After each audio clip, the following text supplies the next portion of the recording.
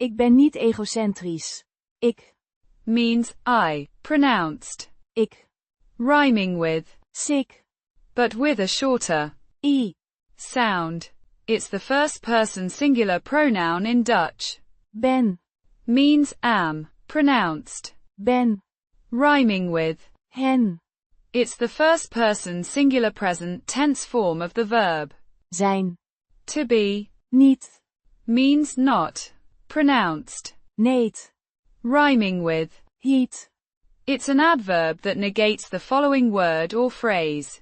egocentrisch, Means egocentric or self-centered. Pronounced eh-goh-sen-trish, with the emphasis on the first syllable. It's an adjective describing someone focused primarily on themselves. Putting it together. ik ben niet egocentrisch. Means I am not egocentric, or I am not self-centered.